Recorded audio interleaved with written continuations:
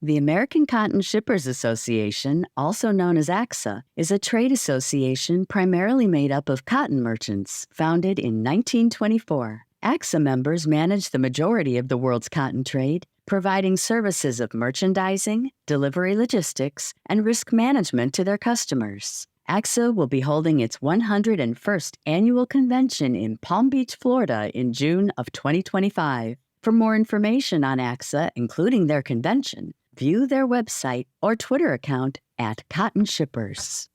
Well,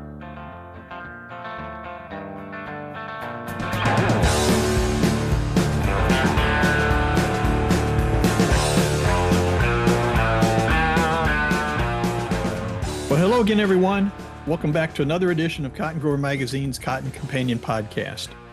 I'm Jim Stedman, editor of Cotton Grower, and I'm joined, as always, by my good friend and colleague, Beck Barnes, and we'd like to thank American Cotton Shippers Association for their continued support in kicking off this episode. We are in the long rows of this cotton season as harvest continues to move toward completion in all areas of the cotton belt. From what we're hearing, harvest results have been good, not necessarily record-breaking, and surprisingly decent in areas that have been impacted by drought and certainly by some of the fall storms.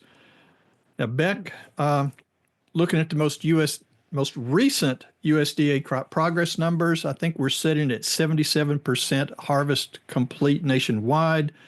Most of that remaining acreage is located in Arizona, Georgia, Kansas, the Carolinas, and Texas. And they're not that far behind, but they are running just a little bit off schedule from what I understand. Now, I drove through your home area down in the Mississippi Delta and over to Northeast Louisiana last week. I quickly lost count of all the round bales that were still waiting for their trips to the gins.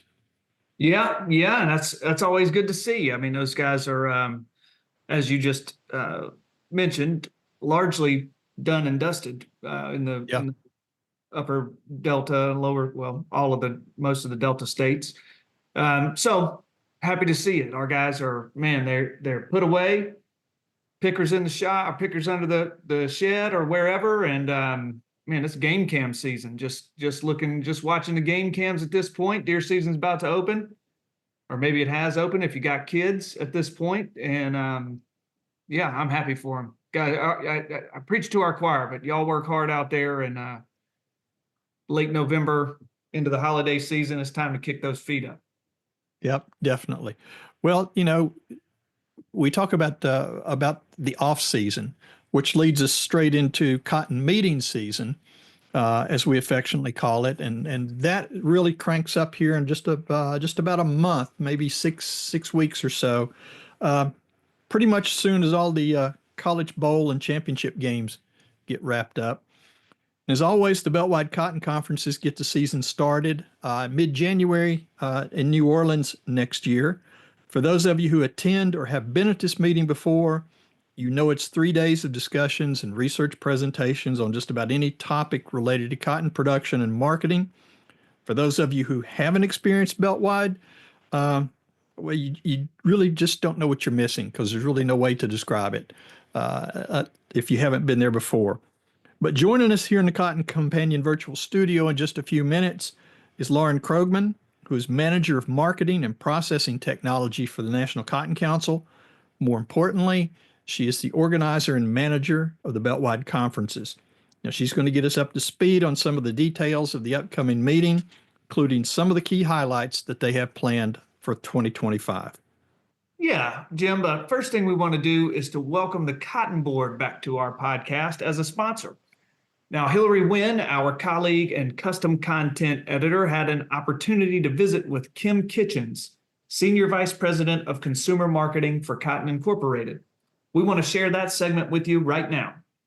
Hi, this is Hillary Wynn, Custom Content Manager with Meister Media Worldwide, publisher of Cotton Grower Magazine. My guest today is Kim Kitchens, the Senior Vice President of Consumer Marketing at Cotton Incorporated. Kim, welcome to the program. Thanks so much for having me. I'm excited to be here. Cotton Incorporated plays a crucial role in connecting consumers with cotton. Can you share how Cotton Incorporated's consumer marketing strategies, like advertising and promotions, help boost demand for cotton?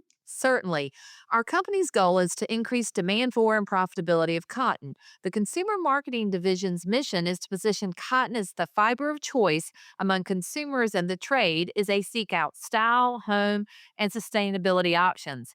We use strategic analysis of opportunities, threats, and market trends to highlight the benefits, versatility, and emotional connection of cotton to consumers and the supply chain.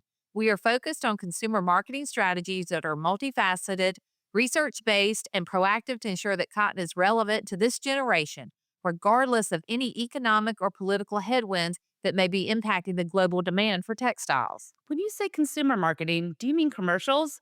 We all know that iconic Fabric of Our Lives commercials of years past. What is Cotton Incorporated doing now? I'm so glad you asked, Hillary.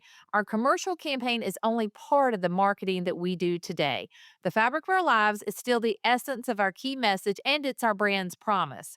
And our newest campaign, we call it the Fabric of Now, is not a departure from the Fabric of Our Lives, but rather it's an evolution. And we are calling it a platform that encompasses much more than just TV advertising. We conducted rigorous analysis of today's consumer and understand that the way they are influenced and where they get their ideas has changed dramatically over the past decade. Due to the advent of smartphones, social media, the consumer is bombarded by messages. We also know that the consumer takes cotton for granted. So, what can we expect to see from this new modern marketing approach?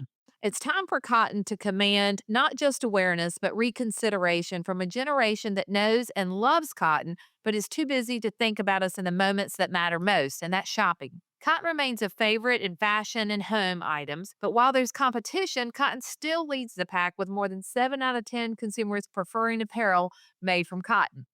The Fabric of Now platform kicked off in late spring with commercials on TV, streaming, and digital channels.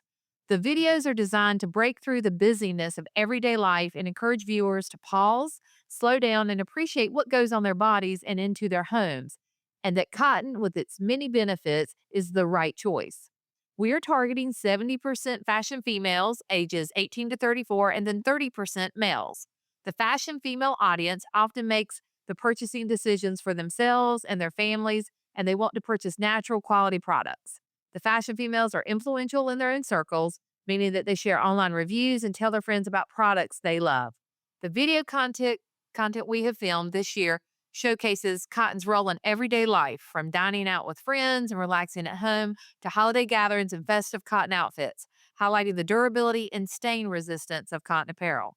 Additional content includes activewear, cozy pajamas, makeup removal, routines with cotton swabs, and all of this is supported by influencer partnerships that expand our reach. Influencers can definitely make a big impact. Tell us more about that.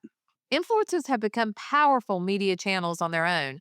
They're especially important for reaching young consumers like in Gen Z. We partner with influencers of all sizes, styles, and backgrounds that reflect the audience we are targeting and are authentic in their love for cotton as well as are brand safe. The influencers share their personal experiences with cotton, highlighting everything from their favorite everyday affordable cotton pieces of clothing to luxury cotton items. This year, we will have worked with more than 70 influencers in consumer marketing. You mentioned creating opportunities for consumers to purchase cotton. Where does that fit into your strategy? Brand partnerships are a significant strategy for the Consumer Marketing Division. We work with fashion brands and retailers to create programs that highlight the quality and benefits of cotton and make it easy for consumers to buy cotton products. This year, we're collaborating with over 50 different brands and retailers to set up both in-person and online shopping and recycling experiences. These brand partnerships utilize social media and influencers that link to shoppable cotton items and educate about the benefits of cotton. Part of the platform is about converting these influencer educational opportunities into sales. It sounds like a win-win situation. How do these marketing efforts translate to tangible benefits for America's cotton farmers? Well, we know that cotton producers understand the bottom line and they want sales of bales of cotton. We recently had a brand partnership in Dallas with the global e-tailer Revolve during SMU's Parents Weekend. This was the first time Revolve had a pop-up store in Dallas, and we were delighted that it was created with all cotton apparel. We have also worked with Revolve at Coachella, a music festival, and New York Fashion Week to intentionally position cotton top of mind where influential consumers are shopping and there are media opportunities.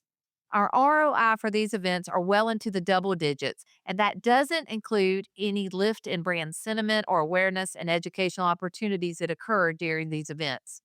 We've also partnered with Aeropostale this year online and in their 498 stores across the continental U.S. And we took over their window displays in the month of October, and we showcased more casual and affordable cotton clothing. And then, last but not least, through our Blue Jeans Go Green recycling programs, over the past 18 years, we've worked with more than 500 brands and retailers. This year, we've worked with Anthropologie, American Eagle, and Carhartt, and these programs keep denim out of landfills while offering a discount on the next cotton purchase that a consumer makes. To your point, it's a win-win for all consumers and the brands. And at the forefront of all this work is the Seal of Cotton for our marketing activities that demonstrates the benefits of cotton and tie directly to America's cotton producers and importers, reminding the consumer why they should search for and check the label for cotton. We're working hard to continue reinforcing that cotton is not only the fabric of our lives, but that it is the fabric of now. Thank you so much, Kim, for sharing these insights. It's clear that Cotton Incorporated's consumer marketing plays a vital role in promoting cotton and supporting our cotton farmers. For more information on the fabric of now and to see the commercials, visit cottonboard.org/consumers. All right. As always, a big thanks to our friends at the Cotton Board, as well as our friends at AXA for their continued support and their messages. Definitely. Well, Beck, now that production season's kind of winding down and we're rolling toward the end of the year, it's also the time when there's not a whole lot of industry news to share, especially since we've already covered the key USDA crop progress numbers.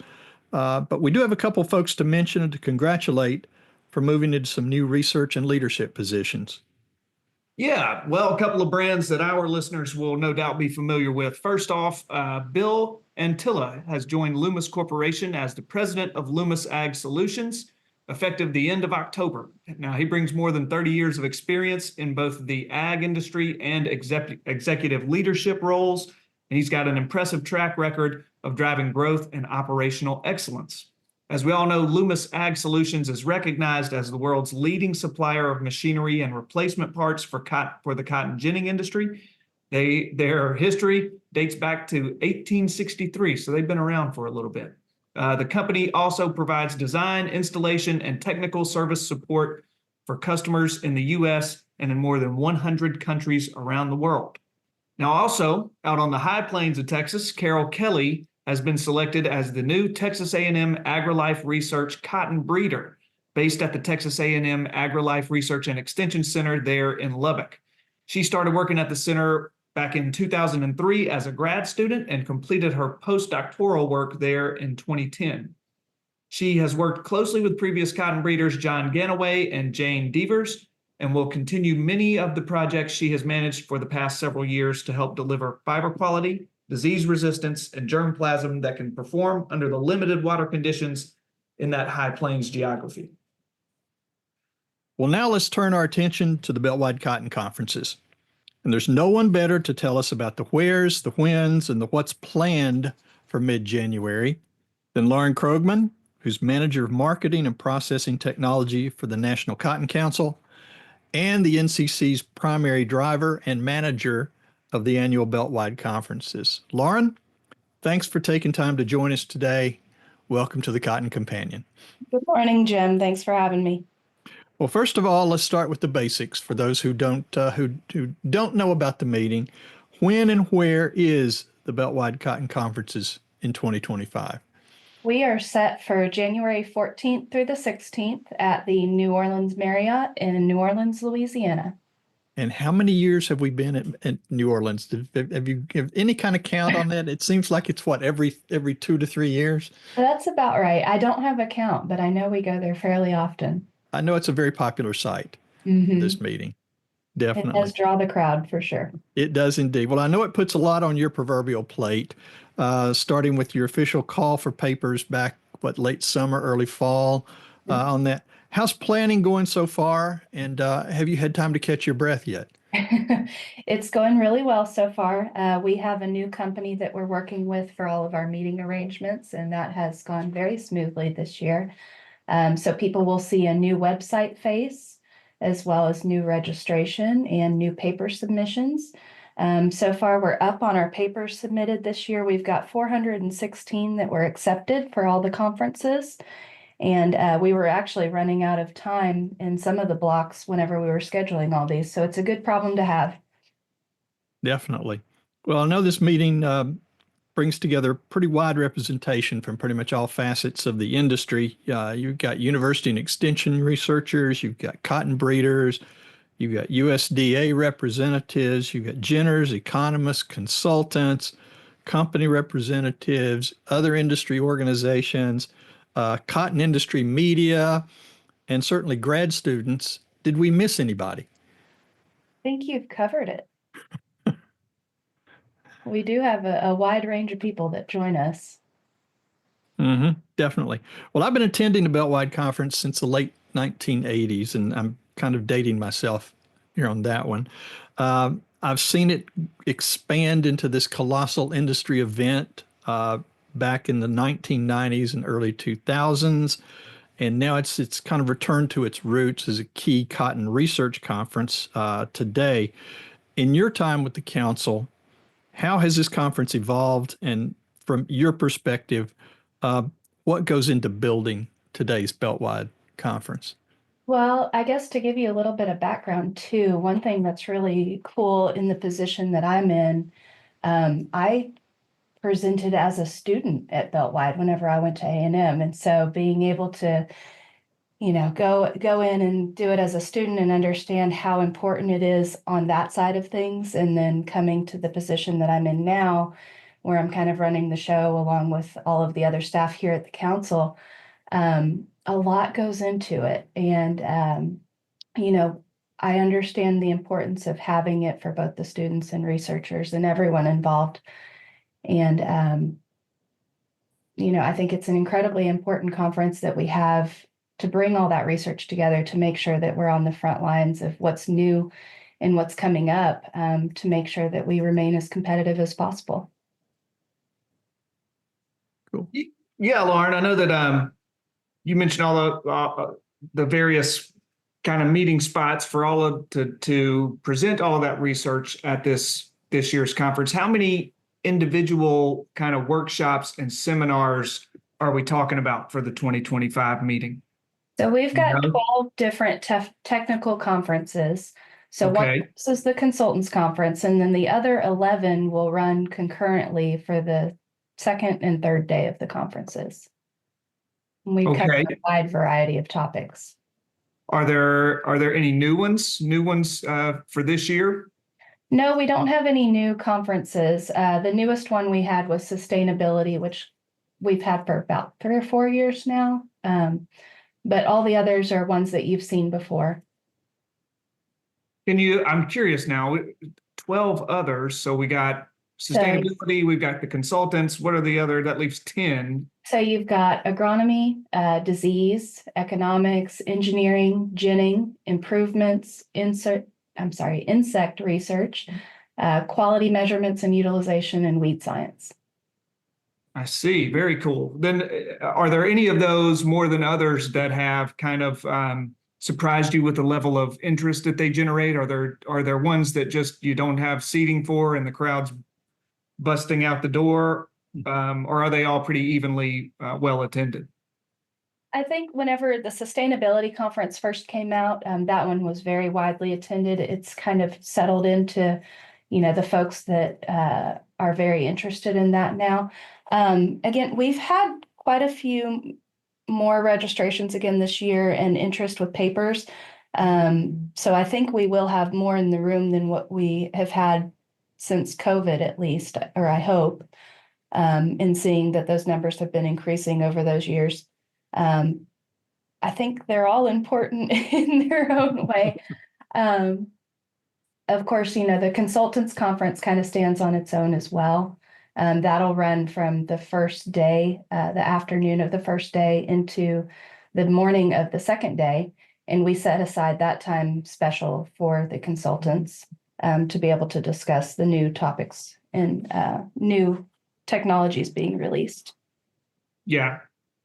Yeah, Lauren, it was always neat to me when I was at Beltwide to see the crowds start growing among the kind of grad student, I guess it's not, I can't call it a segment, the grad student crowd start to grow in numbers at that thing. And they skew younger. They're obviously very smart young folks, more of an international hue to that group.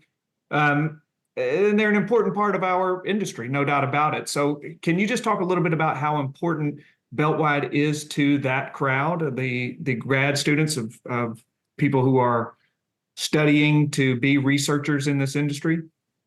Yeah, so not only do we have a lot of our conferences build in student competitions to help drive that interest of presenting papers. Of course, it gives students practice for public speaking and things like that, and practice for their thesis and dissertations. Another new thing that we have this year is we're offering a job fair.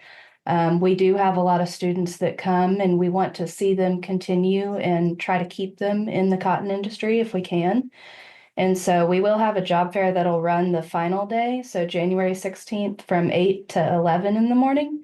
And that'll be open to all of the students and any other attendees that want to join. And we've got tables with companies already interested in being there to give out swag or, get folks interested in coming and working for them. In addition to having the job fair on site, we'll also be collecting online resumes from anyone that wants to send those in ahead of time, and that'll be available on our website. And then ahead of the conference, we'll actually send all of those resumes that we get out to our Cotton Foundation members. And so they're able to utilize those for their hiring purposes.